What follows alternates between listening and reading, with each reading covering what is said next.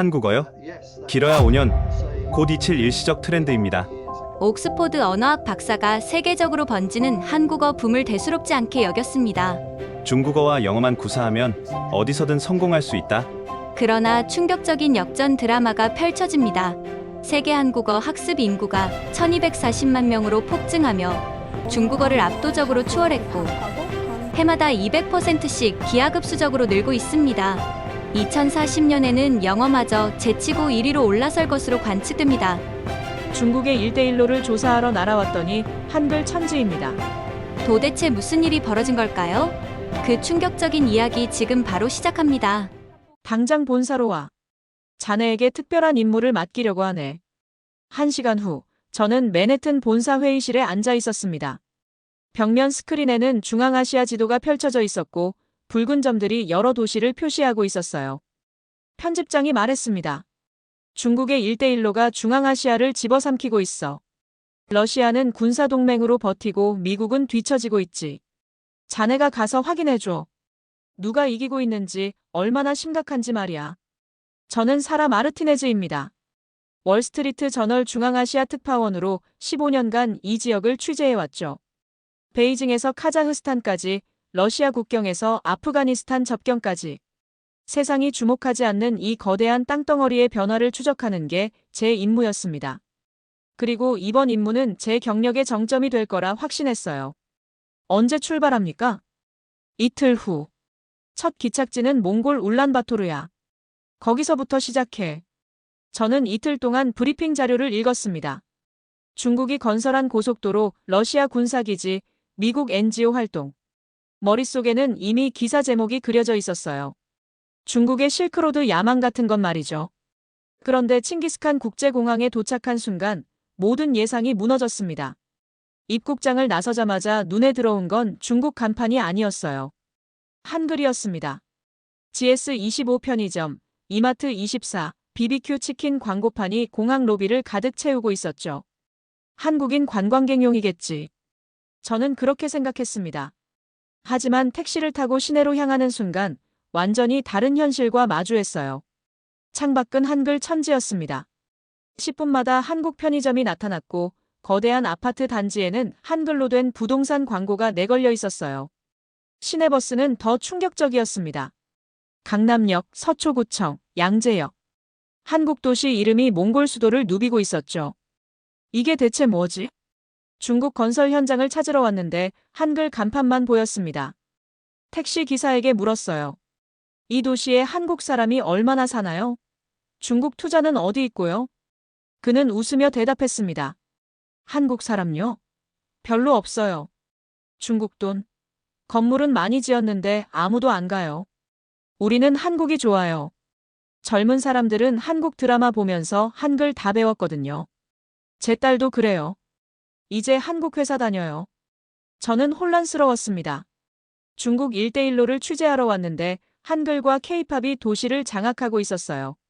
호텔에 체크인하고 창밖을 내다보는 순간 제 취재 계획이 완전히 틀렸다는 걸 깨달았습니다. 건너편 거리는 한국 식당으로 가득했어요. 떡볶이집, 김밥 천국, 롯데리아, 뚫레주르, 삼겹살 전문점. 간판은 모두 한글이 크게, 몽골어는 작은 글씨로 붙어 있었습니다. 저는 즉시 노트북을 열고 긴급 조사를 시작했습니다. 몽골 교육부 통계를 찾았어요. 울란바토르 시내 상업 간판의 63%가 한글을 포함하고 있었습니다. 편의점은 한국 브랜드가 사실상 독점, 한 식당이 전통 몽골 식당을 추월한 상태였죠. 더 놀라운 건 언어였습니다. 18살에서 35살 청년 중 78%가 한국어 기초 회화가 가능했어요. 영어는 34%, 중국어는 겨우 12%였습니다. 제 손이 떨렸습니다. 15년간 중앙아시아를 취재하면서 중국의 경제적 영향력, 러시아의 정치적 압박을 수없이 봤어요. 하지만 이건 차원이 달랐습니다. 한국은 정부 투자 한 푼 없이 몽골 사람들 스스로 한국을 선택하게 만들고 있었던 거예요. 그날 밤 저는 편집장에게 전화를 걸었습니다. 편집장님, 큰 문제가 있습니다. 뭔데? 중국 1대1로 기사를 쓸 수가 없어요. 왜? 중국 투자가 없나? 아니요, 있긴 한데 아무도 관심 없어요. 이 도시는 한국에 미쳐 있습니다. 한글, K-팝, 드라마. 정부 투자 한 푼 없이 자발적으로요. 전화기 너머로 침묵이 흘렀습니다. 그리고 편집장이 말했어요. 확실한가? 네. 제 15년 경험상 이건 전혀 예상 못한 일입니다. 좋아. 취재 방향을 바꾸게. 그게 더 큰 기사야. 신거대 게임의 진짜 승자를 찾은 거니까. 그날 밤 전화를 끊고 나서 저는 새로운 취재 계획을 세우기 시작했습니다. 중국의 실크로드가 아니라 한국의 문화가 어떻게 이 거대한 대륙을 바꾸고 있는지 파헤쳐야 했어요. 이것이 제가 앞으로 2년간 추적할 이야기의 시작이었습니다. 다음 날 아침 본격적인 취재를 시작했습니다. 가장 먼저 눈에 띈 건 거리를 누비는 버스들이었어요. 출근 시간대였죠. 사람들이 편의점에서 김밥과 삼각김밥을 사서 나오고 있었어요. 한 젊은 여성이 이어폰을 끼고 K-팝을 들으며 걸어가고 학생들은 한글이 적힌 가방을 메고 학교로 향했습니다. 그때 제 눈앞을 지나가는 시내버스에서 이상한 걸 발견했어요. 버스 전면에 크게 쓰여 있는 글자. 강남역이었습니다. 처음엔 광고인 줄 알았어요. 하지만 자세히 보니 광고가 아니었습니다. 서울에서 운행하던 중고버스 그대로였죠. 한국 도시 이름과 노선 번호까지 그대로 붙어 있었어요. 이건 뭐지? 저는 즉시 그 버스를 쫓아갔습니다. 다음 정류장에서 기다렸다가 같은 버스가 다시 오자 올라탔어요. 내부는 더 놀라웠습니다. 손잡이에는 서초구청, 양재역, 강남구청이라는 한글 표지판이 그대로 붙어 있었고 노선도 자리에는 서울 지하철 노선도가 남아 있었어요. 안내방송 버튼에도 한글이 선명했습니다. 옆자리에 앉은 중년 남성에게 물었습니다. 실례지만 이 버스가 원래 한국에서 온 거예요? 그는 자랑스럽게 고개를 끄덕였죠. 네, 우리 정부가 한국에서 중고버스를 수입하기 시작했어요. 지금은 1200대가 넘습니다. 품질이 좋고 가격도 저렴하거든요. 그럼 이 한글 표지판은 왜 그대로 두나요? 떼어내면 되잖아요. 그는 웃으며 대답했어요. 왜요? 우리 젊은 사람들은 다 읽을 수 있어요. 오히려 한글 공부하는 데 도움이 되죠. 애들이 버스 타면서 한글 배워요. 제 아들도 그랬어요. 저는 소름이 돋았습니다. 대중교통이 움직이는 한글 교실이 된 거예요. 버스에서 내려 교통국으로 향했습니다. 담당 공무원 바트수렌 씨를 만나 정확한 통계를 요청했죠. 그가 건넨 자료는 충격적이었습니다. 울란바토르 시내버스 총 1847대 중 1203대가 한국산 중고버스였어요. 전체의 65%였습니다. 시민들 반응은 어떤가요? 한글 표지판 때문에 불편하다는 민원은 없나요? 바트수렌 씨는 파일을 하나 더 꺼냈어요. 정부가 실시한 설문조사가 있습니다. 한글 표지판 제거에 대한 의견을 물었는데 응답자의 71%가 그대로 두자고 답했어요. 왜죠? 이유가 세 가지였습니다. 한글이 예쁘고 공부에 도움이 되고 한국 느낌이 나서 좋다고요. 솔직히 우리도 처음엔 떼어내려고 했어요. 하지만 비용이 만만치 않았죠. 그런데 시민들이 오히려 두라고 하니까 그냥 놔뒀습니다. 지금은 관광 명물이 됐어요. 다음 날 아침 저는 버스 차고지를 방문했습니다. 수백 대의 버스가 줄지어 서 있었는데 모두 한글 광고와 안내판을 달고 있었어요. 강남구 마을버스, 서울시내버스, 경기도 광역버스. 종류도 다양했습니다. 한 버스 기사를 만나 인터뷰했습니다. 50살 남성 채도르지 씨였어요. 15년 경력의 베테랑 기사였죠. 한글을 읽을 수 있으세요? 그는 자신 있게 대답했어요. 물론이죠. 매일 보다 보니까 다 외웠어요. 강남역, 서초, 양재. 이런 거 다 알아요. 발음도 할 수 있어요. 그는 운전석으로 저를 안내하며 보여줬습니다. 계기판 옆에 붙은 작은 스티커에는 안전운전이라고 한글로 쓰여 있었어요. 이것도 그대로 둔 거예요? 네, 저는 이게 좋아요. 제 딸이 중학생인데 매일 이 버스 타면서 한글 배웠어요. 이제는 한국 드라마 자막 없이 봅니다. 학교에서 한국어 동아리도 만들었대요. 저는 러시아워 시간대에 다시 버스에 탔습니다. 학생들로 가득 찬 버스 안에서 신기한 장면을 목격했어요.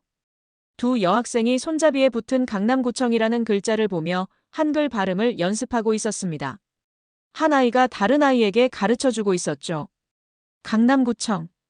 강, 남, 구, 청. 받침이 어려워. 천천히 해봐. 강은 기억의 아, 그 다음 니은이야. 저는 그 학생들에게 다가가 물었습니다. 한글 공부하고 있어요? 한 여학생이 수줍게 웃으며 대답했어요. 네, 버스 타면서 연습해요. 매일 보다 보니까 익숙해져요. 선생님이 가르쳐 준 것보다 버스에서 배운 게 더 많아요. 친구들이랑 퀴즈도 내요. 저 표지판 뭐라고 쓰여 있게? 이렇게요. 어느 날 저녁 퇴근 시간대 버스에서 한 할머니를 만났습니다. 70살로 보였는데 손녀와 함께 타고 있었어요. 할머니가 손녀에게 물었습니다. 저기 뭐라고 쓰여 있니? 손녀는 자랑스럽게 읽어줬어요. 강남역이요, 할머니. 서울에서 가장 유명한 곳이래요. K-팝 스타들도 많이 가고 쇼핑도 할 수 있대요. 저도 나중에 가보고 싶어요. 할머니는 손녀 머리를 쓰다듬으며 말했습니다.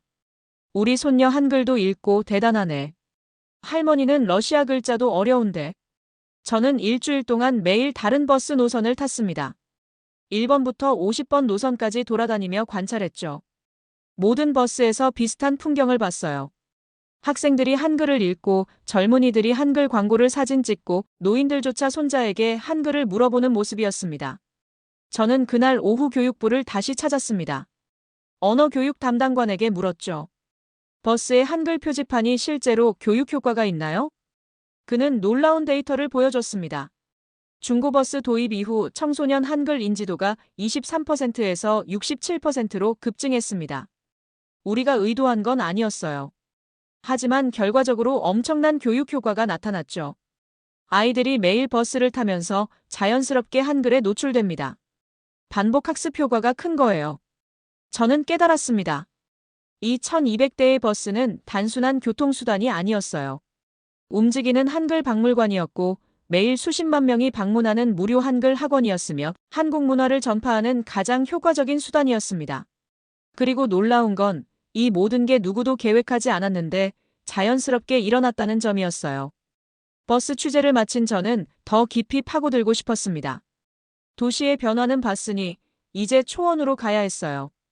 한글이 정말 몽골 전역으로 퍼졌는지 확인하고 싶었거든요.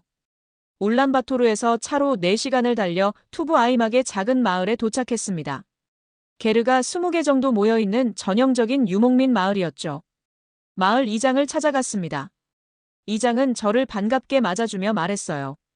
세린을 만나러 오셨군요. 요즘 외국 기자들이 자주 찾아와요. 그 아이가 유명해졌거든요. 저는 놀랐습니다. 제가 세린에 대해 언급하지 않았는데 어떻게 알았을까요? 외국 기자가 우리 마을에 오는 이유는 하나밖에 없어요. 한글 배우는 아이들을 보러 오는 거죠. 세린이가 21명한테 가르치고 있어요. 우리 마을에서 제일 유명한 선생님입니다. 세린의 게르로 안내받았습니다. 멀리서도 특이한 점이 보였어요. 다른 게르와 달리 입구에 작은 칠판이 세워져 있었고 거기에 한글 자모가 적혀 있었습니다. 가나다라 마바사 아자차카타파. 게르 안으로 들어서자 당시 17살 소녀가 저를 맞이했습니다. 세린이었죠. 그녀는 놀랍게도 유창한 한국어로 인사했어요. 안녕하세요, 사라 기자님. 오실 거라고 들었어요. 저는 입이 떡 벌어졌습니다. 어떻게 제 이름을 알고 한국어까지 하는 걸까요? 세린은 웃으며 태블릿을 보여줬습니다. 인스타그램에 제 울란바토르 취재 사진이 올라와 있었어요. 저희 마을에도 인터넷 돼요. 느리지만요. 선생님이 버스 취재하신 거 봤어요. 재미있었어요. 저는 자리에 앉아 본격적으로 인터뷰를 시작했습니다. 어떻게 한국어를 배웠는지 물어봐도 될까요? 세린은 낡은 태블릿을 꺼냈어요. 5년 전 아버지가 울란바토르에서 사온 중고 제품이었습니다. 그해 겨울이었어요. 정말 추웠어요. 영하 30도였죠. 게르 안에만 있었어요. 밖에 나가면 얼어 죽을 것 같았거든요. 세린은 창밖을 바라보며 말했습니다. 심심해서 태블릿을 뒤지다가 BBC 다큐멘터리를 발견했어요. 한국의 현대사를 다룬 영상이었는데 한글 자막이 있었어요. 처음엔 그냥 예쁘다고 생각했어요. 네모 안에 선과 점이 조합되는 게 신기했거든요. 그녀는 태블릿에서 사진 폴더를 열었어요. 수백 장의 스크린샷이 저장되어 있었습니다. 이게 제가 처음 모은 한글 사진들이에요. 같은 글자가 반복되는 걸 발견하고 패턴을 찾기 시작했어요. 기억이 자주 나오더라고요. 그리고 아, 오우 이런 것들도요. 세리는 공책 하나를 꺼내 보여줬습니다. 빼곡히 적힌 한글이 눈에 들어왔어요. 날짜별로 정리되어 있었습니다. 첫째 날, 자음과 모음 구분. 둘째 날, 기억에 알을 붙이면 가. 셋째 날, 받침 발견. 이렇게 매일 기록했어요. 저는 감탄했습니다. 선생님도 없이 혼자서요? 세리는 고개를 끄덕였어요. 네, 인터넷으로 한글 자모를 찾았어요. 자음 14개, 모음 10개. 영어 알파벳보다 적더라고요. 그리고 조합 규칙이 정말 논리적이었어요. 그녀는 칠판에 예시를 적어가며 설명했습니다. 기억에 알을 붙이면 가, 어를 붙이면 거, 오를 붙이면 고. 규칙만 알면 끝이에요. 3주 만에 모든 글자를 읽을 수 있었어요. 3주요? 정말요? 네, 처음엔 하루에 2시간씩 했어요. 그 다음엔 너무 재미있어서 6시간씩 했죠. 밤에 자다가도 일어나서 연습했어요. 세린의 어머니가 게르 안으로 들어오셨어요. 차를 내오시며 말씀하셨습니다. 그때 이해가 미친 줄 알았어요. 밤새 중얼중얼 뭔가를 외우고 있더라고요. 과거고국이 나눠노누니. 이런 소리를요. 세린은 수줍게 웃었습니다. 엄마가 병원 가자고 했어요. 제가 이상해진 줄 알았대요. 그럼 언제 한국어라는 걸 알았어요? 어머니가 대답하셨습니다. 2주 후에 애가 저한테 태블릿을 보여줬어요. 한국 드라마였는데 자막을 읽더라고요. 그때 깜짝 놀랐죠. 우리 딸이 외국 글자를 읽다니. 세리는 이어서 말했습니다. 한글을 읽을 수 있게 되니까 한국 드라마를 보기 시작했어요. 처음엔 도깨비를 봤죠. 그녀는 태블릿에 저장된 드라마 목록을 보여줬습니다. 도깨비, 눈물의 여왕, 사랑의 불시착, 이상한 변호사 우영우, 25시, 21시. 100편이 넘는 드라마가 저장되어 있었어요. 도깨비를 100번도 넘게 봤어요. 대사를 다 외웠죠. 지금도 할 수 있어요. 세리는 눈을 감고 완벽한 발음으로 말했습니다. 첫눈이 오는 날 기적처럼 내가 네 앞에 나타날 거야. 저는 소름이 돋았습니다. 한국인처럼 완벽한 억양이었어요. 발음은 어떻게 배웠어요? 반복이요. 한 장면을 100번씩 돌려봤어요. 배우가 말하는 걸 따라했죠. 처음엔 이상했는데 점점 자연스러워졌어요. 세린의 아버지가 게르 안으로 들어오셨어요. 양을 돌보다 오신 것 같았습니다. 기자님, 저는 처음엔 반대했어요. 아버지가 말씀하셨습니다. 딸이 유목민인데 한국어를 배워서 뭐 하나 싶었죠. 차라리 양 돌보는 법을 배우라고 했어요. 그런데요? 이 애가 저한테 유튜브를 보여줬어요. 몽골 청년들이 한국 회사에 취직해서 좋은 월급 받는 걸요. 그때 생각이 바뀌었죠. 한국어가 미래구나. 세린이 말했습니다. 그때부터 아빠가 응원해 주셨어요. 울란바토르 가서 인터넷 데이터도 사오시고요. 그럼 언제부터 다른 사람들을 가르치기 시작했나요? 세린은 창밖을 보며 대답했어요. 그해 봄이었어요. 마을 친구들이 제가 한국 드라마 보는 걸 신기하게 봤어요. 자막 없이 보니까요. 그래서 가르쳐 달라고 하더라고요. 첫 번째 학생은 세린의 친구 5명이었대요. 게르 안에 모여 앉아서 한글 자모를 가르쳤죠. 처음엔 제가 선생님이 될 수 있을까 걱정했어요. 저도 독학한 거라서요. 그런데 친구들이 정말 빨리 배우더라고요. 얼마나 걸렸어요? 평균 2주요. 제일 빠른 친구는 열흘 만에 읽었어요. 저보다 빠른 거예요. 소문이 퍼지면서 학생이 늘어났습니다. 이웃 마을에서도 찾아왔고 어른들도 배우고 싶다고 했어요. 첫 어른 학생이 누구였어요? 세리는 웃으며 말했습니다. 옆집 할머니였어요. 65살이신데 손녀가 한국에서 일한대요. 영상 통화할 때 한국말로 하고 싶다고 하셨죠. 할머니도 배울 수 있었어요? 처음엔 어려워하셨어요. 나이가 많으시니까요. 그런데 할머니가 정말 열심히 하셨어요. 매일 2시간씩 연습하셨죠. 석 달 후에는 기본 인사를 할 수 있게 됐어요. 세리는 저를 밖으로 안내했습니다. 게르 옆 공터에 간이 교실이 만들어져 있었어요. 나무 책상 몇 개와 칠판이 전부였지만 벽에는 한글 포스터가 가득 붙어 있었습니다. K-팝 가수들 사진 옆에 가사가 한글로 적혀 있었죠.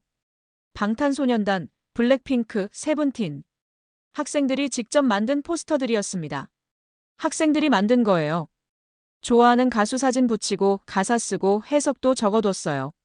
저녁 7시가 되자 사람들이 모여들기 시작했습니다. 학생들, 주부들, 목동들까지. 다양한 사람들이 앉았어요. 제일 어린 학생은 8살 소년 바토르였어요.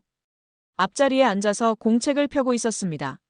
바토르, 한글 배운 지 얼마나 됐어? 세린이 물었습니다. 일주일이요, 선생님. 이제 가나다라 다 외웠어요. 바토르는 자랑스럽게 칠판에 가나다라 마바사를 썼어요. 글씨가 삐뚤빠뚤했지만 정확했습니다. 제일 나이 많은 학생은 65살 할머니 채책 씨였어요. 돋보기를 쓰고 공책을 보고 계셨습니다. 할머니, 요즘 공부는 어때요? 어려워요. 하지만 재미있어요. 손녀랑 통화할 때 한국말로 인사했더니 손녀가 울더라고요. 기뻐서요. 세리는 수업을 시작했습니다. 오늘은 받침을 배울 거예요. 받침이 있는 단어는 발음이 조금 달라져요. 같이 연습해 볼까요? 한국, 사랑, 감사. 학생들이 따라 읽었습니다. 한국, 사랑, 감사. 세리는 케이팝 노래를 틀었어요. 방탄소년단의 작은 것들을 위한 시였습니다. 이 노래 가사에 받침이 많이 나와요. 가사를 보면서 따라 불러볼까요? 학생들은 즐겁게 따라 불렀습니다. 발음이 완벽하진 않았지만 열정은 넘쳤어요. 수업 중간에 한 학생이 질문했습니다. 선생님, 왜 기억에 알을 붙이면 가가 돼요? 세리는 웃으며 설명했습니다. 그게 한글의 마법이에요. 세종대왕님이 만드신 규칙이죠. 기억은 그 아는 아 소리예요. 합치면 가가 되는 거예요. 쉽죠? 수업이 끝난 후 몇 명의 학생들과 이야기를 나눴습니다. 주부 사란게릴 씨 45살을 인터뷰했어요. 왜 한글을 배우시나요? 딸이 한국에서 일해요. 공장에서 일하는데 월급이 여기보다 3배예요. 영상 통화할 때 한국말로 이야기하고 싶어요. 그리고 한국 드라마도 자막 없이 보고 싶고요. 어려운가요? 처음엔 어려웠어요. 하지만 세린이 너무 잘 가르쳐요. 이제는 간단한 문장은 읽을 수 있어요. 요즘 제일 행복한 시간이 이 수업 시간이에요. 목동 에르덴 씨 32살도 인터뷰했습니다. 저는 한국 회사에 취직하고 싶어요. 울란바토르에 한국 기업이 많거든요. 한국어 할 줄 알면 월급이 2배래요. 언제부터 배웠어요? 3달 전이요. 이제 토픽 시험 준비하고 있어요. 세린이 온라인 강의 링크도 보내줬어요. 세린은 제게 특별한 것을 보여줬습니다. 학생들이 직접 만든 한글 교재였어요. 몽골 전통 이야기를 한글로 옮긴 거였죠. 표지에는 한글로 몽골의 전설이라고 적혀 있었습니다.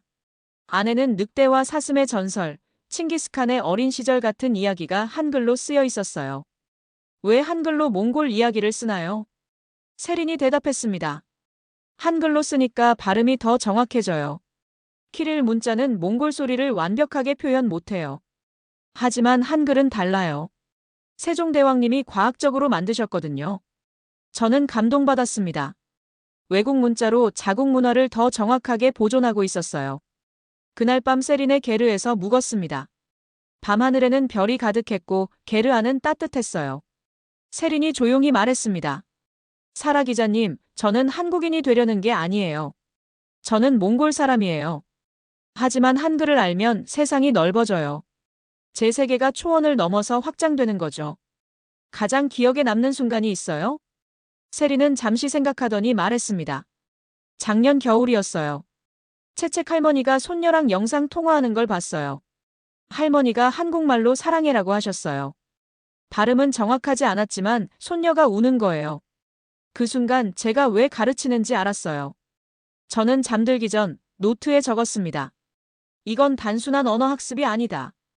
당시 17살 소녀가 만들어낸 작은 기적이고 초원에서 시작된 조용한 혁명이다. 그리고 이것이야말로 진정한 문화의 힘이다. 초원 취재를 마치고 저는 의문이 하나 생겼습니다. 몽골에서 본 것이 특수 사례일까요? 아니면 중앙아시아 전역의 현상일까요? 확인하기 위해 국경을 넘었습니다. 목적지는 우즈베키스탄 타슈켄트였어요. 비행기로 3시간을 날아 타슈켄트 국제공항에 도착했습니다. 공항 밖으로 나서는 순간 몽골과는 다른 분위기를 느꼈어요. 한글 간판이 몽골보다는 적었지만 한국 기업 광고가 곳곳에 보였습니다.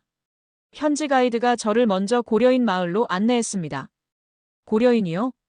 네, 일제강점기 때 연해주로 이주했다가 소련에 의해 중앙아시아로 강제 이주당한 한민족이에요. 지금은 우즈베키스탄에 약 17만 명이 살고 있죠. 차로 40분을 달려 고려인 마을에 도착했습니다. 거리는 깨끗했고 집들은 단정했어요. 한 집 마당에 태극기가 걸려 있었습니다. 가이드가 말했습니다. 저기 김미라 할머니 댁이에요. 고려인 3세대시죠. 이 마을에서 제일 존경받는 분이에요. 대문을 두드리자 한 할머니가 나오셨습니다. 55살의 김미라 씨였어요. 어서 오세요. 한국 기자님이시죠? 할머니는 유창한 한국어로 말씀하셨어요. 한국어 정말 잘하시네요. 우리 집안은 3대째 한국어를 지켰어요. 잊으면 안 된다고 할아버지가 그러셨죠. 집 안으로 들어가니 벽에 오래된 흑백 사진들이 걸려 있었습니다. 할머니는 사진첩을 꺼내 보여주셨어요. 우리 가족은 1937년 9월에 강제 이주당했어요. 할아버지는 그때 12살이셨대요. 할머니는 첫 번째 사진을 가리켰습니다. 어린 소년이 기차 앞에 서 있는 사진이었어요. 이게 할아버지예요. 연해주 블라디보스토크에서 화물 기차에 태워졌대요. 사람들을 짐처럼 실었죠. 한 달 동안 기차를 타고 여기까지 왔어요. 도중에 많은 사람이 죽었대요. 왜 강제 이주를 시켰나요? 스탈린이 우리를 일본 간첩으로 의심했어요. 한민족이라는 이유만으로요. 하루아침에 집을 빼앗기고 내몰렸죠. 할머니의 목소리가 떨렸습니다. 할아버지는 평생 그날을 잊지 못하셨어요. 어머니가 울면서 짐을 싸던 모습, 이웃들이 작별 인사하던 모습, 기차 안에서 돌아가신 할머니 모습. 다음 사진은 황량한 벌판이었습니다. 처음 도착했을 때 여기는 아무것도 없었대요. 사막과 벌판뿐이었죠. 집도 없고 먹을 것도 없고. 맨손으로 땅을 파서 움막을 만들었어요. 어떻게 살아남으셨어요? 할아버지는 벼농사를 알고 계셨어요. 연해주에서 농사를 지으셨거든요. 그래서 여기서도 논을 만들었죠. 물을 끌어오고 땅을 갈고. 2년 만에 첫 수확을 했어요. 그게 고려인들이 살아남은 방법이었어요. 할머니는 다른 사진을 보여주셨습니다. 젊은 부부가 논 앞에 서 있는 사진이었어요. 이게 제 부모님이세요. 이 세대죠. 아버지는 우즈베키스탄에서 태어나셨어요. 한국말은 할 수 있었지만 한글은 몰랐어요. 소련 시절에는 한글 가르치는 게 불법이었거든요. 그럼 할머니는요? 저는 90년대에 한글을 배웠어요. 소련이 무너진 후에요. 그때 처음으로 한국 사람들이 왔어요. 한국어 선생님들이 와서 무료로 가르쳐줬죠. 저는 30살에 처음 한글을 배웠어요. 할머니는 낡은 공책을 꺼냈습니다. 빼곡히 적힌 한글 연습이 보였어요. 이게 제가 처음 쓴 한글이에요. 가나다라마바사. 30살 아줌마가 초등학생처럼 연습했죠. 하지만 정말 행복했어요. 할아버지 언어를 되찾는 기분이었거든요. 지금은 어떠세요? 할머니는 창밖을 바라보며 말씀하셨습니다. 이제는 자부심이에요. 1937년에 비극이 있었지만 지금 우리 고려인은 특별한 역할을 하고 있어요. 한국과 우즈베키스탄을 잇는 다리가 된 거예요. 무슨 뜻이에요? 할머니는 손자를 불렀습니다. 20대 초반 청년이 방에서 나왔어요. 제 손자 데니스예요. 인하대 타슈켄트 캠퍼스 다녀요. 데니스는 한국어로 인사했습니다. 안녕하세요. 저는 경영학과 3학년이에요. 한국어 정말 잘하네요. 할머니한테 어릴 때부터 배웠어요. 그리고 한국 드라마도 많이 봤고요. 지금은 LG전자에서 인턴하고 있어요. 할머니가 자랑스럽게 말씀하셨습니다. 우리 손자가 곧 한국 본사로 연수 가요. 6개월 동안 서울에서 일해요. 인하대학교 타슈켄트 캠퍼스를 방문했습니다. 캠퍼스는 생각보다 컸어요. 현대식 건물 5개가 넓은 부지에 자리 잡고 있었습니다. 정문에 들어서니 한글과 우즈베크어로 쓰인 간판이 보였어요. 인하대학교 타슈켄트 캠퍼스. 학생들이 오가는 모습이 한국 대학과 다르지 않았습니다. 책가방을 메고 스마트폰을 보며 친구들과 대화하고 국제교류처장 박진수 교수를 만났습니다. 현재 재학생이 1200명입니다. 그중 65%가 현지인이에요. 대부분 한국학을 전공하거나 복수 전공하고 있죠. 왜 한국학을 선택하나요? 취업 때문이에요. 한국 기업들이 이 지역에 많이 진출했거든요. 한국어 할 줄 알면 연봉이 30에서 50% 높아요. 그리고 한국 본사로 파견 갈 기회도 있고요. 박 교수는 저를 도서관으로 안내했습니다.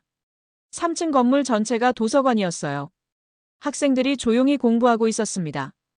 2층 전체가 한국학 자료실이에요. 2층으로 올라가니 한국 책들이 가득했습니다. 한국어 교재, 한국 역사책, 한국 문학, K-팝 관련 서적까지 수만 권의 책이 빼곡히 꽂혀 있었어요. 한 학생이 한국 드라마 대본을 읽고 있었습니다. 뭐 보고 있어요? 눈물의 여왕 대본이요. 한국어 공부하려고요. 드라마 보고 대본 읽고 표현 외우는 거예요. 한 강의실로 들어갔습니다. 한국어 수업이 진행 중이었어요. 현지인 학생 20명이 열심히 따라 읽고 있었습니다. 안녕하세요. 만나서 반갑습니다. 저는 학생입니다. 선생님이 발음을 교정해주고 있었어요. 수업 후 몇 명의 학생과 이야기를 나눴습니다. 23살 자밀라 씨가 첫 번째였어요. 러시아어는 과거예요. 영어는 기본이고요. 한국어가 미래예요. 자밀라는 자신 있게 말했습니다. 저는 경영학 전공의 한국학 복수 전공이에요. 졸업하면 LG전자 타슈켄트 지사에 취직할 거예요. 이미 인턴도 했어요. 월급이 현지 기업보다 2배 높아요. 한국어는 어떻게 배웠어요? 처음엔 드라마 봤어요. 사랑의 불시착으로 시작했죠. 그 다음에 인하대 어학당 다니면서 체계적으로 배웠어요. 지금은 토픽 5급이에요. 21살 라임 씨도 인터뷰했습니다. 저는 고려인 3세대예요. 할머니가 한국어 가르쳐 주셨지만 체계적으로는 여기서 배웠어요. 고려인이라는 게 도움이 돼요? 엄청나죠. 한국 기업들이 고려인을 선호해요. 언어도 하고 문화도 이해하고 현지 사정도 아니까요. 저희는 태어날 때부터 양쪽 문화를 다 알아요. 고려인 커뮤니티 센터를 방문했습니다. 센터 대표 이승만 씨는 40대 중반의 기업가였어요. 저희 고려인들은 이제 단순한 이주민이 아니에요.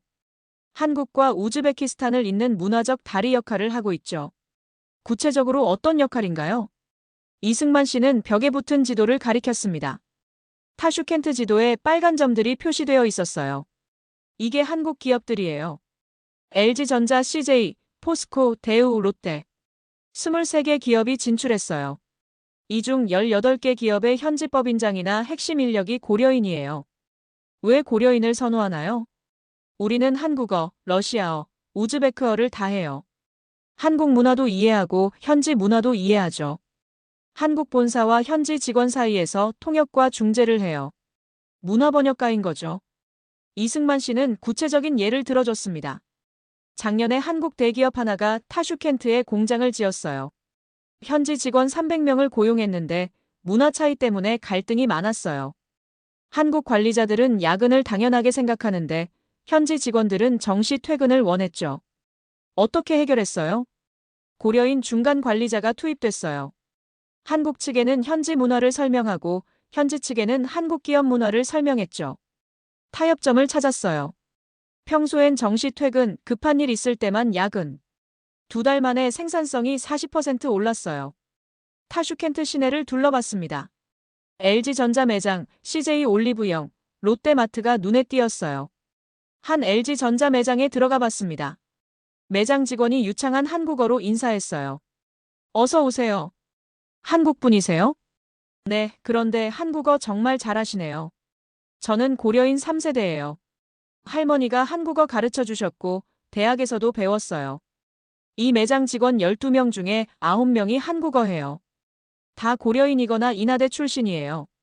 타슈켄트 통계청 자료를 확인했습니다. 20대에서 30대 청년 중 43%가 한국어를 학습 중이었어요. 영어는 58%, 중국어는 11%였습니다. 그날 저녁 다시 김미라 할머니 댁을 방문했습니다. 할머니는 저녁 식사를 준비하고 계셨어요. 한국 음식이었습니다. 김치찌개, 잡채, 나물 반찬. 할머니, 한국 음식 자주 드세요? 매일 먹어요. 우리 정체성이니까요. 손자들한테도 한국 음식 가르쳐줘요. 잊으면 안 되거든요. 책도 쓰셨다고 들었어요. 할머니는 수줍게 웃으셨어요. 네, 고려인의 역사라는 책이에요. 우즈베크어와 한국어로 함께 썼죠. 우리 역사를 젊은이들이 알아야 한다고 생각했어요. 한국에 대해 어떻게 생각하세요? 할머니는 잠시 침묵하시더니 말씀하셨습니다. 예전엔 원망도 있었어요. 우리를 지켜주지 못했다고요. 1937년에 왜 가만히 있었냐고요. 하지만 이제는 자부심이에요. 할머니의 눈에 눈물이 맺혔습니다. 한국이 이렇게 성장했잖아요. 세계에서 인정받는 나라가 됐어요. 우리 고려인이 그 다리가 되었고요. 손자들은 한국 대학 가고 한국 회사 다니고 할아버지가 보셨으면 얼마나 좋았을까요? 저는 우즈베키스탄에서 몽골과는 다른 패턴을 발견했습니다. 몽골은 케이팝과 드라마로 시작된 풀뿌리 현상이었다면 우즈베키스탄은 고려인이라는 역사적 뿌리를 통한 확산이었어요. 1937년의 비극이 2020년대의 문화적 다리로 변했습니다. 우즈베키스탄에서 커뮤니티 중심의 변화를 봤다면 카자흐스탄에서는 국가 인프라 차원의 변화를 목격했습니다. 아스타나 국제공항에 도착했어요. 중앙아시아에서 가장 부유한 나라답게 공항부터 화려했습니다. 그리고 놀랍게도 삼성 갤럭시 광고판이 공항 입구를 장식하고 있었죠. 택시를 타고 시내로 향했습니다. 운전기사에게 물었어요. 한국 제품 많이 쓰시나요? 기사는 자신의 스마트폰을 보여줬습니다. 삼성 갤럭시였어요. 당연하죠. 제 차도 현대예요. 집에 LG 에어컨, 삼성 TV. 다 한국 거예요. 품질 좋고 가격도 적당해요. 중국 제품은 싸지만 금방 고장나요. 한국 제품은 오래가요. 시내로 들어서자 몽골과는 다른 풍경이 펼쳐졌습니다. 간판은 한글보다 러시아어와 영어가 많았지만 건물마다 한국 브랜드 로고가 붙어 있었어요. 삼성, LG, 현대, 기아. 도시 인프라 자체가 한국 기업으로 채워져 있었습니다. 한 대형 전자제품 매장에 들어갔습니다. 삼성 코너가 매장의 3분의 1을 차지하고 있었어요. 직원에게 물었습니다. 한국 제품이 제일 많이 팔리나요? 네, 압도적이에요. 특히 중산층 이상은 거의 한국 제품만 사요. 한국 제품 쓰는 게 일종의 스테이터스예요. 부자들은 아이폰 쓰고 중산층은 삼성 쓰고 가난한 사람들이 중국 폰 써요. 카자흐스탄 상공회의소에서 경제 통계를 받았습니다. 놀라운 수치들이었어요. 전자제품 시장 점유율 한국 57%, 중국 23%, 일본 12%, 자동차 시장 점유율 현대와 기아 합쳐서 42%. 중국이 아니라 한국이 1위예요? 담당자는 고개를 끄덕였습니다. 중국 제품이 가격은 싸요. 하지만 카자흐스탄 사람들은 품질을 중시하죠. 특히 중산층 이상은 한국 제품을 선호해요. 나자르바예프 대학으로 향했습니다. 카자흐스탄 최고의 엘리트 대학이었죠. 택시가 캠퍼스 정문에 도착했을 때 저는 잠시 숨이 멎었습니다. 현대식 건물들이 광활한 캠퍼스에 펼쳐져 있었어요. 유리와 철골로 만들어진 도서관, 첨단 연구동, 아름다운 정원. 마치 미국 아이비리그 대학 같았습니다. 국제교류처장 아셀 박사를 만났습니다. 저희 대학 학생들의 제2외국어 선택이 흥미로워요. 70%가 한국어를 선택합니다. 영어가 아니라요? 영어는 기본이에요. 필수죠. 하지만 제2외국어로 중국어, 독일어, 한국어 중 선택할 수 있는데 압도적으로 한국어를 선택해요. 왜죠? 아셀 박사는 창밖을 가리켰습니다. 학생들이 오가는 모습이 보였어요. 두 가지 이유가 있어요. 첫째는 실용성이에요. 한국 기업이 많으니까 취업에 유리하죠. 둘째는 동경이에요. 동경이요? 한국은 60년 만에 선진국이 된 나라잖아요. 우리 학생들은 그걸 배우고 싶어 해요. 한국처럼 되고 싶은 거죠. 러시아는 과거고 중국은 너무 크고 공산당 체제고 미국은 너무 멀어요. 하지만 한국은 현실적인 모델이에요. 아셀 박사는 저를 한국학과 건물로 안내했습니다. 복도에는 한글 포스터가 가득했어요. K-팝 스타들 사진, 한국 드라마 포스터, 한글 자모 차트. 한 강의실 문이 열려 있었습니다. 안을 들여다보니 학생 30명 정도가 한국어 수업을 듣고 있었어요. 교수님이 칠판에 한글을 쓰며 설명하고 있었습니다. 존댓말과 반말의 차이를 이해하는 게 한국 문화를 이해하는 열쇠예요. 한국은 유교 문화권이라 위계 질서가 중요하거든요. 학생들이 열심히 필기하고 있었습니다. 아셀 박사가 속삭였어요. 저 수업은 한국학과 전공 필수예요. 학생 대부분이 토픽 4급 이상이에요. 한 학생을 인터뷰했습니다. 26살 아이게림 씨였어요. 경제학 전공의 한국어 부전공이었습니다. 저는 한국이 정말 부러워요. 아이게림은 솔직하게 말했습니다. 6.25 전쟁 후 폐허에서 시작해서 지금은 K-팝, 반도체, 자동차로 세계를 장악했잖아요. 카자흐스탄도 자원은 많아요. 석유, 천연가스. 하지만 우리는 발전 모델이 없었어요. 어떤 발전 모델이요? 러시아 따라하기엔 실패했고 중국식은 우리랑 안 맞고.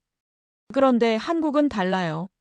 민주주의도 있고 문화도 강하고 경제도 선진국이에요. 게다가 아시아 국가잖아요. 우리랑 비슷한 출발점에서 성공한 거예요. 한국어는 어떻게 배웠어요? 드라마로 시작했어요. 스카이캐슬 보고 충격받았죠. 교육열이 정말 대단하더라고요. 그래서 한국어 배우기 시작했어요. 지금은 토픽 6급이에요. 아이게림의 친구 2명이 합류했습니다. 단일, 25살과 아이다, 24살이었어요. 단일이 말했습니다. 저는 컴퓨터공학 전공인데요. 한국 기업 인턴십 했어요. 삼성 알마티 지사에서 6개월. 거기서 배운 게 대학에서 4년 배운 것보다 많아요. 월급은 어땠어요? 인턴인데도 현지 정규직보다 많이 받았어요. 한국어 할 줄 알아서요. 졸업하면 정규직으로 들어갈 거예요. 아이다는 수줍게 말했어요. 저는 한국 유학 준비하고 있어요. 이화여대 장학금 받았어요. 곧 가요. 축하해요. 왜 한국이에요? 제 롤모델이 한국 여성들이에요. K-드라마 보면 여자들이 강하잖아요. 커리어도 있고 독립적이고. 카자흐스탄도 그렇게 되고 싶어요. 캠퍼스를 걸으며 학생 식당에 들렀습니다. 놀랍게도 한식 코너가 따로 있었어요. 김치찌개, 불고기, 비빔밥을 팔고 있었습니다. 줄이 제일 길었습니다. 한 학생에게 물었어요. 한식 자주 먹어요? 일주일에 3번은 먹어요. 건강하고 맛있어요. 러시아 음식은 기름지고 중국 음식은 짜요. 한식이 제일 좋아요. 알마티로 이동했습니다. 카자흐스탄 최대 도시였죠. 알마티 세종학당을 방문했습니다. 학당 앞에 긴 줄이 서 있었어요. 등록하러 오신 거예요? 한 청년에게 물었습니다. 네, 하지만 대기자가 1200명이래요. 정원은 80명인데요. 아마 곧 들어갈 수 있을 거예요. 학당 원장 최은정 씨를 만났습니다. 대기자가 정말 1200명이에요? 네, 계속 늘고 있어요. 작년에는 800명이었는데 올해는 1200명이에요. 강의실을 늘리고 싶은데 예산이 부족해요. 어떤 사람들이 오나요? 다양해요. 대학생, 직장인, 주부까지. 특히 재벌 2세들도 와요. 재벌이요? 최 원장은 조심스럽게 말했습니다. 카자흐스탄 상위 1% 부자들 자녀예요. 개인 과외로 한국어 배워요. 시간당 5만 탱게, 우리 돈으로 15만 원이에요. 왜 그렇게 비싼 돈을 내나요? 한국 명문대 유학 준비하는 거죠. 서울대, 연세대, 고려대. 그리고 한국 재벌 기업 취직하려고요. 삼성, LG 같은 곳이요. 최 원장은 한 명을 소개해줬습니다. 한국어 개인 교습 선생님인 박지훈 씨였어요. 재벌 자녀들 가르치세요? 박 선생님은 고개를 끄덕였습니다. 네, 지금 학생이 5명이에요. 다 재벌이나 고위 공무원 자녀들이죠. 어떤가요? 놀라워요. 이 친구들은 영어, 러시아어는 기본이에요. 그런데 한국어를 제3외국어로 선택해요. 이유가 명확해요. 한국이 미래라고 생각하는 거죠. 구체적으로 어떤 학생들이에요? 한 학생은 아버지가 석유회사 회장이에요. 1년 후 서울대 경영학과 가요. 다른 학생은 어머니가 국회의원인데 한국 드라마 프로듀서가 꿈이래요. 알마티 시내를 걸으며 한 고급 카페에 들어갔습니다. 젊은 사람들이 노트북을 펴놓고 일하고 있었어요. 한 청년의 노트북 화면에 한글이 보였습니다. 한국어 공부하세요? 네, 온라인 강의 듣고 있어요. 한국 회사 취직 준비 중이에요. 그는 자신의 이력서를 보여줬습니다. 영어, 러시아어, 카자흐어, 그리고 한국어 토픽 4급이라고 적혀 있었어요. 한국어 있으면 연봉이 30%는 올라가요. 그래서 다들 배우죠. 제 친구들도 거의 다 한국어 배워요. 저녁에 아스타나로 돌아와 시내 중심가를 걸었습니다. 초고층 빌딩들이 줄지어 있었고 그중 하나에 거대한 삼성 로고가 빛나고 있었어요. 한 쇼핑몰에 들어갔습니다. 1층 전체가 한국 화장품 매장이었어요. 에뛰드, 이니스프리, 더페이스샵, 설화수까지. 젊은 여성들로 북적였습니다. 한 여성에게 물었습니다. 왜 한국 화장품을 쓰세요? 한국 여자들 피부 봤어요? 정말 예뻐요. 저도 그렇게 되고 싶어요. 한국 화장품 쓰고 한국 스킨케어 루틴 따라해요. 효과 있어요. 저는 카자흐스탄에서 명확한 패턴을 발견했습니다. 몽골은 대중문화, 우즈베키스탄은 커뮤니티, 카자흐스탄은 경제와 엘리트 계층이 한국을 선택하고 있었어요. 그리고 그 선택의 이유는 명확했습니다. 한국은 현실적인 발전 모델이었고, 한국어는 미래의 언어였고, 한국 제품은 품질의 상징이었습니다. 앞서 세 나라를 취재하며 한 가지 의문이 들었습니다. 중국은 수천억 달러를 쏟아부었는데 왜 실패했을까요? 한국은 투자 없이 왜 성공했을까요?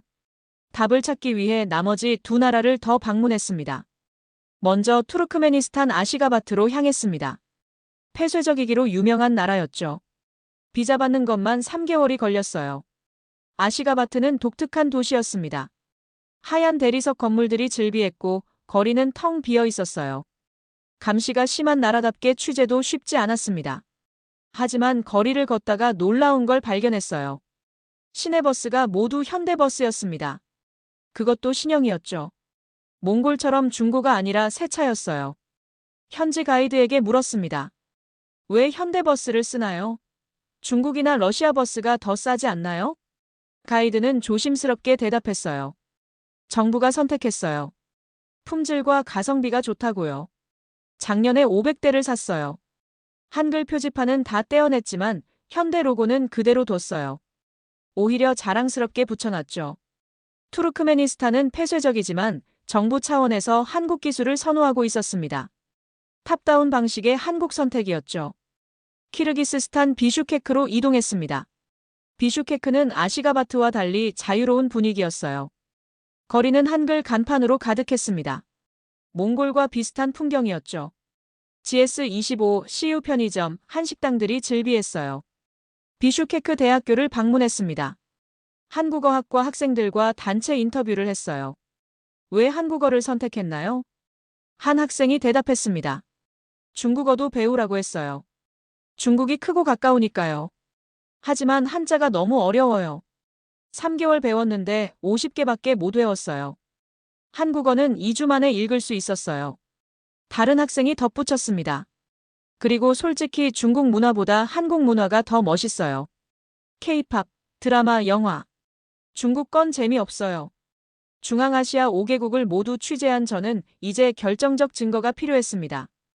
울란바토르로 돌아갔어요. 폐쇄된 공자학원 건물을 찾아갔습니다. 거대한 건물이었어요. 5층 규모의 강의실만 200개였습니다.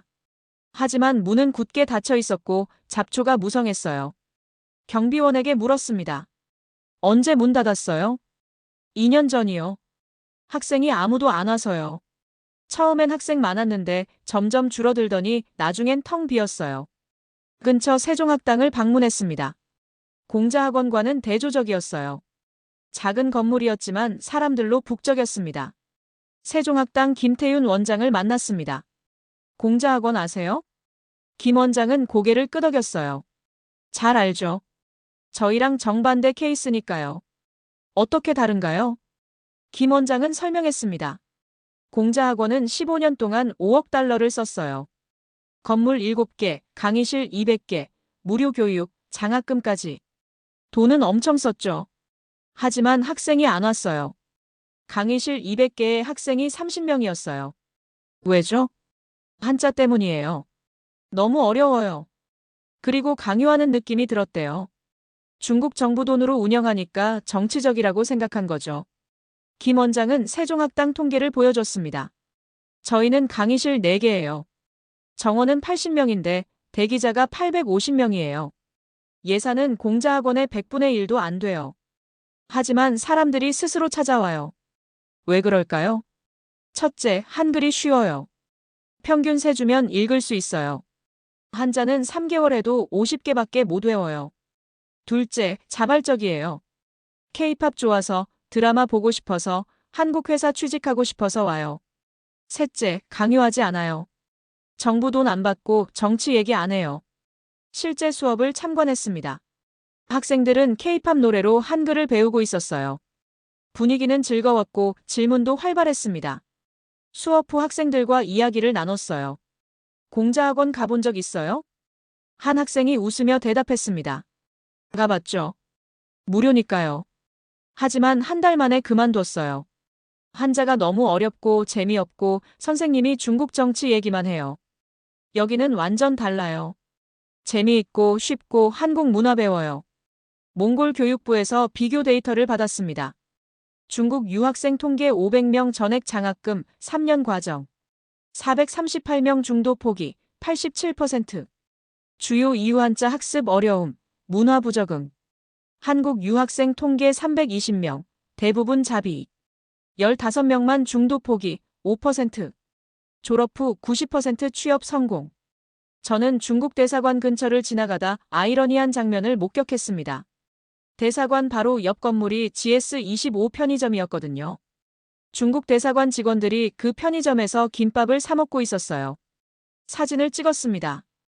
이 한 장이 모든 걸 설명하는 것 같았어요. 지역경제연구소의 바트 박사를 인터뷰했습니다. 중국이 왜 실패했다고 보세요? 바트 박사는 신중하게 답했습니다. 중국은 돈으로 해결하려 했어요. 건물 짓고 장학금 주고 무료 교육하면 사람들이 올 거라고 생각했죠. 하지만 문자 자체가 문제였어요. 한자는 배우기 너무 어려워요. 그는 계속 말했습니다. 반면 한글은 과학적이에요. 자음 14개, 모음 10개. 조합 규칙만 알면 끝이에요. 몽골어랑 문법도 비슷하고요. 알타이 어족이니까요. 그게 전부인가요? 아니요. 더 중요한 건 동기예요. 중국은 위에서 아래로 강요했어요. 한국은 아래에서 위로 자발적이었죠. 사람들이 K-팝 좋아서, 드라마 보고 싶어서 스스로 선택했어요. 강요는 절대 선택을 이길 수 없어요. 저는 한 달간 5개국 공자학원 현황을 조사했습니다. 몽골 7개 중 5개 폐쇄. 우즈베키스탄 8개 중 6개 학생 수 감소. 카자흐스탄 10개 중 4개 폐쇄 예정. 키르기스스탄 5개 중 3개 운영 중단. 투르크메니스탄 2개 모두 폐쇄. 반면 세종학당은 몽골 3개, 대기자 총 2,300명. 우즈베키스탄 2개, 대기자 총 1,100명. 카자흐스탄 4개, 대기자 총 3,000명. 키르기스스탄 1개, 대기자 600명. 저는 기사를 썼습니다. 제목은 5억 달러의 참패였어요. 핵심 문장은 이거였습니다. 돈으로 문화를 살 수는 없다. 복잡한 것이 단순한 것을 이길 수 없다. 강요가 선택을 이길 수 없다. 5개국을 취재하며 수많은 이야기를 들었습니다. 세린의 독학, 고려인의 자부심, 엘리트의 선택. 감동적인 이야기들이었죠. 하지만 저는 냉정한 데이터가 필요했습니다. 감정이 아니라 숫자로 이 모든 현상을 객관적으로 증명해야 했어요. 알마티에 있는 중앙아시아 경제연구소를 찾았습니다. 체랭 박사가 저를 맞아주었어요. 5개국 통합 데이터를 받을 수 있을까요? 체랭 박사는 두꺼운 보고서를 건넸습니다. 작년에 처음으로 중앙아시아 5개국 통합 조사를 했어요. 제목이 외국어 학습 및 문화 선호도 조사입니다. 결과가 정말 놀라웠어요. 첫 페이지를 펼쳤습니다. 언어 능력 통계였어요. 18살에서 35살 청년의 외국어 기초 회화 능력. 한국어 평균 67%, 영어 평균 38%, 중국어 평균 14%, 러시아어 평균 82%, 모국어 제외 시 23%. 한국어가 영어보다 높아요? 채렁 박사는 고개를 끄덕였습니다. 놀랍죠? 영어는 학교에서 10년 배워요. 한국어는 대부분 독학이에요. 그런데 한국어가 더 높아요. 왜죠? 학습 시간이 압도적으로 짧아요. 다음 페이지 보세요. 외국어 기초 습득 평균 소요 시간. 한글 평균 21일. 영어 평균 9개월. 중국어 측정 불가, 중도 포기율 80%. 중국어는 왜 측정 불가예요? 대부분이 석 달 안에 포기해요. 그래서 평균을 낼 수가 없어요. 한자가 너무 어려워서요. 다음 페이지는 경제 데이터였습니다. 5개국 소비재 시장 점유율. 편의점 한국 87%, 전자제품 한국 61%, 자동차 한국 39%, 화장품 한국 73%. 중국이 아니라 한국이 1위예요? 채령 박사는 웃었습니다. 중국은 가격은 싸요. 하지만 품질 이미지가 나빠요. 반면 한국은 품질 좋고 가격도 적당해요. 중산층이 선호하죠. 한식당 통계도 충격적이었습니다. 5개국 합계 4,200개, 전통식당 합계 3,100개. 한식당이 전통식당을 추월했어요? 네, 특히 도시 지역에서요. 젊은 세대는 한식을 선호해요. 가장 중요한 페이지가 나왔습니다. 문화 및 발전 모델 선호도 조사였어요. 질문 귀하가 가장 동경하는 발전 모델은 어느 나라입니까? 한국 59%, 미국 18%, 독일 10%, 중국 7%, 러시아 3%. 왜 한국을 선택했을까요? 채령 박사는 설명했습니다. 5개국 모두 개발도상국이에요. 선진국이 되고 싶죠. 미국은 너무 멀고 유럽은 달라요. 중국은 공산당 체제라 싫어해요. 하지만 한국은 달라요. 60년 전엔 우리보다 가난했어요.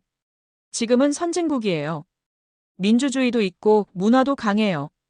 현실적인 모델이에요. 마지막 페이지는 미래 전망이었습니다. 현재 추세 지속 시 전망. 청년층 한국어 구사 비율 90% 이상으로 증가 예상. 한국 관련 산업 비중 지역 경제의 45% 도달 추정.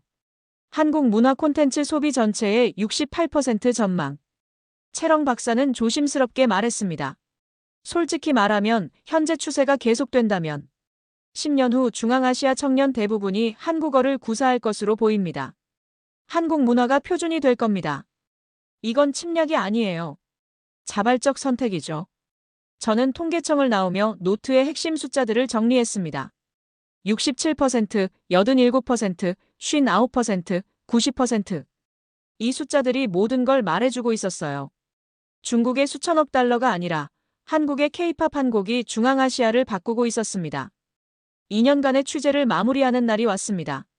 아스타나 국제공항으로 향하는 택시 안에서 저는 창밖을 바라봤어요.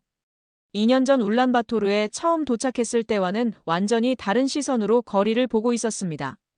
한글 간판들이 햇살을 받아 반짝이고 있었어요. GS25, CU, BBQ 치킨, 김밥 천국. 처음엔 이상하게 느껴졌던 풍경이 이제는 자연스러웠습니다. 택시 기사가 말을 걸었어요. 한국 사람이세요? 아니요, 미국 사람이에요. 기사는 한국어로 대답했습니다. 안녕하세요. 좋은 여행이었어요? 저는 놀라서 물었습니다. 한국어 하시네요? 조금이요. 드라마 보면서 배웠어요. 제 딸은 저보다 훨씬 잘해요. 한국 대학 가고 싶대요. 공항에 도착해서 체크인을 했습니다. 직원이 스마트폰으로 무언가를 보고 있었어요. 화면을 힐끗 봤는데 한국 앱이었습니다. 오늘의 운세라고 적혀 있었죠. 면세점을 지나갔습니다. 한국 화장품 매장이 가장 컸고 손님들로 북적였어요. 한국 과자 코너도 사람들로 가득했습니다. 비행기에 올라 자리에 앉았습니다. 옆자리에는 20대 초반으로 보이는 청년이 앉아 있었어요. 그는 한국어 교재를 읽고 있었습니다. 한국 가세요? 청년은 눈을 빛내며 대답했어요. 네, 나자르바예프 대학교 교환 학생이에요. 1년 동안 서울대에서 공부해요. 한국어 잘하시네요. 감사해요. 온라인으로 배웠어요. 세린 선생님 알아요? 몽골에서 한글 가르치는 분이요. 그분 유튜브로 공부했어요. 정말 잘 가르치세요. 저는 깜짝 놀랐습니다. 세린이요? 당시 17살이었던 그 소녀요? 세린 선생님을 아시는군요. 네, 유명해요. 구독자가 15만 명이에요. 몽골, 카자흐스탄, 우즈베키스탄 사람들이 다 봐요. 저도 그분 덕분에 한글 배웠어요. 비행기가 이륙했습니다. 창밖으로 아스타나가 점점 작아지고 있었어요. 저는 노트북을 꺼내 마지막 기사를 쓰기 시작했습니다. 제목은 K 실크로드 돈이 아닌 매력으로 승리한 신거대 게임이었어요. 핵심 문장을 썼습니다. 2000년 전 실크로드는 비단과 향료가 오갔다. 상인들이 낙타를 타고 사막을 건넜고 제국들이 무력으로 길을 장악했다. 하지만 2020년대 새로운 실크로드가 열리고 있다. 비단이 아니라 K-팝이, 낙타가 아니라 인터넷이, 무력이 아니라 매력이 길을 만들고 있다. 저는 계속 썼습니다. 중국은 1대1로에 수천억 달러를 쏟아부었다. 도로를 깔고 건물을 세우고 장학금을 줬다. 러시아는 군사동맹으로 영향력을 유지하려 했다. 미국은 외교 압박을 가했다. 하지만 진짜 승자는 따로 있었다. 한국은 정부 차원의 투자를 하지 않았다. 대신 당시 17살 소녀가 게르에서 한글을 가르쳤고 K-팝 한 곡이 국경을 넘었고 드라마 한 편이 언어 장벽을 무너뜨렸다. 이것이 진정한 소프트 파워다. 데이터를 정리했습니다. 중앙아시아 5개국 청년의 67%가 한국어로 기초회화가 가능하다. 편의점의 87%가 한국 브랜드다. 59%가 한국을 발전 모델로 동경한다. 현재 추세가 지속되면 90% 이상이 한국어를 구사할 것으로 전망된다. 마지막 문장을 썼습니다. 이것은 침략이 아니다. 발전 모델에 대한 동경이다. 강요가 아니다. 자발적 선택이다. 지배가 아니다. 문화적 공존이다. 2020년대 신거대 게임의 승자는 가장 많은 돈을 쓴 나라가 아니라 가장 많은 사랑을 받은 나라다. 비행기가 한반도 상공을 지나고 있었습니다. 창밖으로 한강이 보였어요. 저는 생각했습니다. 이 도시에서 만들어진 드라마, 음악, 문자가 5,000km 떨어진 초원까지 닿았구나. 그리고 누군가의 인생을 바꿨구나. 그것이 바로 진정한 소프트 파워였습니다. 지금까지 중앙아시아에서 벌어진 놀라운 이야기 어떠셨나요? 중국의 수천억 달러도 러시아의 군사력도 이루지 못한 일을 한국은 K-팝 한 곡, 드라마 한 편으로 해냈습니다. 당시 17살 소녀 세린이 게르에서 21명에게 한글을 가르쳤고 그 학생 중 한 명이 카자흐스탄 명문대에서 교환학생으로 한국에 갑니다. 이것이 바로 돈으로 살 수 없는 문화의 힘입니다. 오늘 이야기가 감동적이었다면 좋아요와 구독 부탁드립니다. 그리고 이 영상을 공유해주세요. 한국의 진정한 소프트 파워를 널리 알리기 위해서입니다. 앞으로도 세계 곳곳에 숨겨진 K-스토리를 들려드리겠습니다. 오늘도 행복이 넘치는 하루 되세요. 지금까지 감동 편지함이었습니다. 감사합니다.